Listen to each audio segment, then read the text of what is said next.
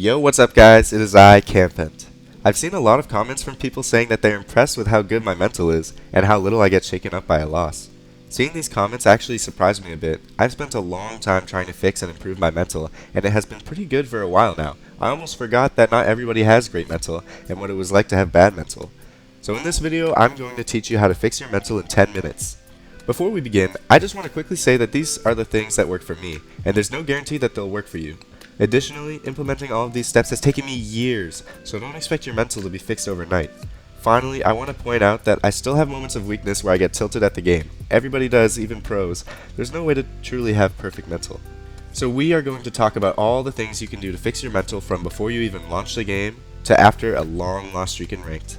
First, before you launch the game, make sure you are getting on Brawlhalla for the right reasons. Maybe your friend invited you to play a few games, or you're just addicted to the thrilling, fast-paced gameplay like me, or maybe you want to grind out some ranked and try to improve. These are all reasons we play Brawlhalla, but one thing you should never do is force yourself to play. This may not necessarily make you angry, but it can lead to burnout, which could turn you off from playing the game entirely. It's fine to take breaks, you don't have to play Brawlhalla every day. If you have predetermined that you're going to play ranked, whether it's 1s or 2s, there are a few things you need to do mentally before you even press play. The first and most important thing is to change your expectations. If you start playing ranked expecting to win, or even hoping to win, and you lose, you're going to get frustrated. For me personally, this is the biggest cause of my bad mental. You launch the game wanting to hit a new peak in ranked, and when you lose a couple games in a row or go lower in elo than when you started, you get really mad. The simple way to fix this is to change your expectations from winning or gaining elo to something else that does not depend on the outcome of the game. For me, I like to set my expectation for each rank session to be improving in at least one area that I know I'm not good at, whether it's spacing, dodge punishes, etc. This way, whether I lose 100 elo or reach a new peak, as long as I have been focused on improving in that area, I feel satisfied and excited to play more. You don't have to focus on improvement, however. You can focus on just hitting clips, having fun, or if you're playing with a teammate, just having a nice conversation. The second thing I would recommend doing before starting to actually play ranked is optional, and may not affect you. That is to not warm up and hop straight into ranked. This may seem like a horrible idea, and it kinda is. You're almost guaranteed to lose your first 3 to 5 games in a row. So why would anyone do this? Well, a few reasons. One aspect of mental that I haven't touched upon is that bad mental doesn't only manifest itself in the form of anger or frustration, also known as tilting, but also nervousness.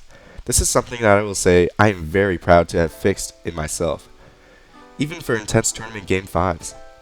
When you warm up for ranked, you are treating playing ranked as something so intense that it mandates warming up for. By not warming up, you're treating ranked as something more casual, thus there is less reason to be nervous as there is less pressure. Additionally, losing many ranked matches is actually great for improving your mental, which may be counterintuitive, but trust me, I'll talk more about that later. So why do I say all this is optional?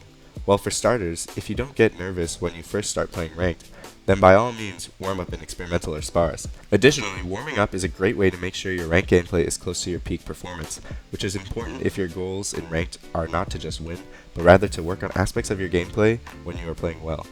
If you find yourself getting very nervous when you start playing ranked, or only play ranked on rare occasions because you feel a pressure to be at peak before playing it, as I used to do, then not warming up for ranked can reduce the pressure you feel when you start. The third tip I have barely fits in this category because it's a very general tip, but I don't know where else to put it, so it'll just have to do. It is to make ranked your only game mode. I'm not saying that you should blow off your friends' custom game invites because you have to play ranked. I'm more so referring to when you launch Brawlhalla in your free time to just play. This goes hand in hand with not warming up in the experimental queue. By only ever playing ranked, hopping into the ranked queue becomes as casual as hopping on Brawlhalla in general. You'll be less nervous to play ranked since playing ranked becomes synonymous with playing Brawlhalla, and you'll get less frustrated by losing since losing a ranked game is now the same as losing a casual game. This is also great for another aspect of mental that is truly detrimental: ego. Before I ever hit Diamond, I would grind rank every night, trying to get higher and higher.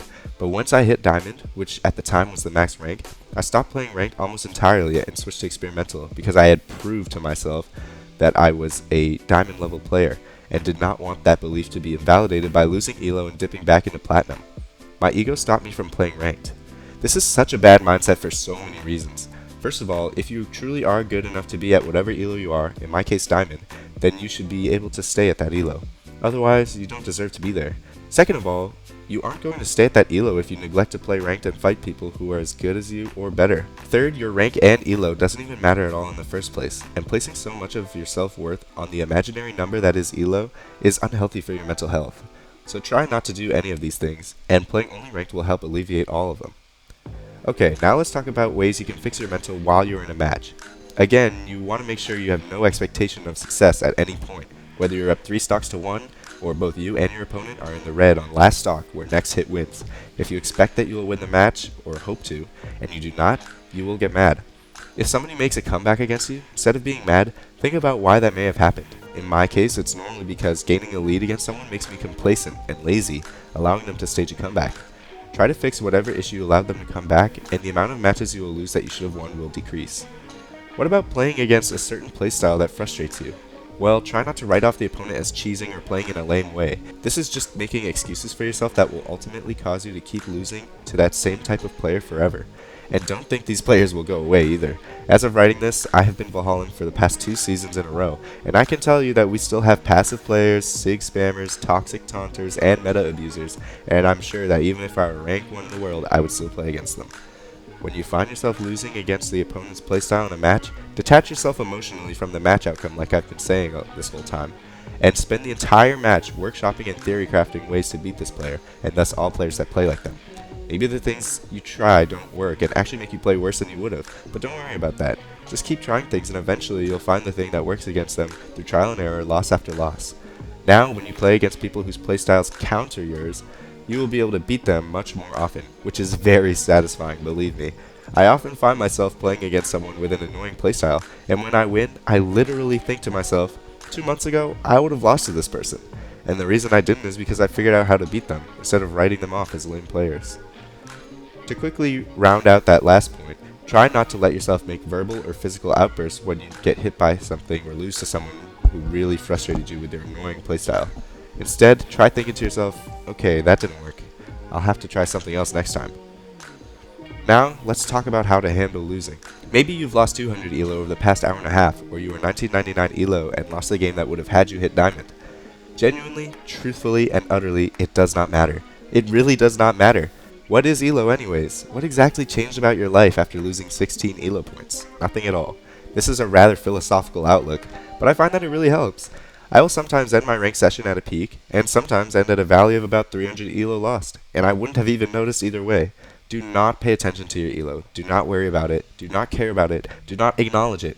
If you are truly invested in improving, or just having fun in Brawlhalla, then the elo number associated with your account is not relevant.